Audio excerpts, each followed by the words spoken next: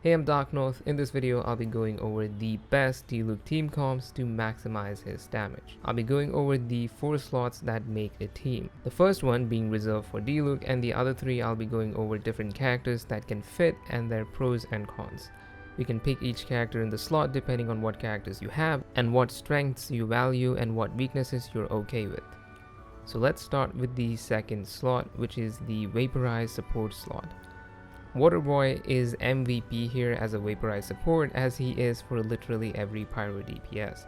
He can enable Diluc to vape quite a lot and is the best hydro applicator in the game, especially at C6 when his swords in burst increase up to 5. He also has very high total damage throughout his burst, which can also get waved because of Diluc. Mona is the second option who can also apply hydro off field. She's not as consistent or as good in continuous hydro application as Xingqiu, but does provide damage amplification up to 60% on her burst omen debuff, and also has high damage on her burst. Her burst and Diluc's burst can also go along quite well to set up a lot of burst damage. Barbara strikes again as the only true F2P option that all players will have.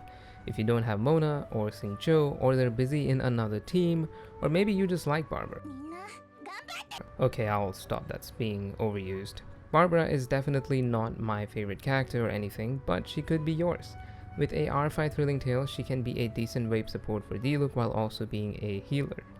She does come with her fair share of problems, which is freezing you if you fight an enemy that can apply cryo to you. And she does no damage at all by herself and has no SUB-DPS capabilities, and Thrilling Tales of Dragon Slayer is really the only way for her to be useful to the team apart from applying hydro. But hey, you gotta make do with what you got. Moving on to the third slot in the team, which would be Anemo supports. With a 4-piece Viridescent set, the Resistance Shred would increase Diluc's damage by quite a lot along with crowd control. Kazuha at C0 can give Diluc pyro damage bonus. Sucrose at C0 can buff the party's elemental mastery, and at C6 also give elemental damage bonus to the party. EM is very valuable in a Diluc vape team and would increase his Vaporize damage by a lot. Kazuha can also give EM but at higher constellations. Venti provides hard crowd control and refunds swirled elemental energy to the team. Jean and Sayu both provide healing, while Jean can also abuse fall damage on some of his floors.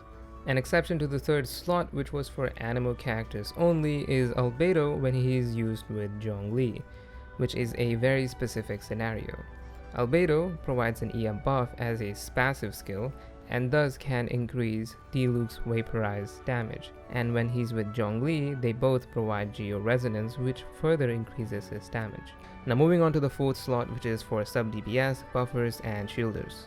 Bennett is the prime candidate. He provides an attack buff, pyro resonance, generates energy, and provides healing.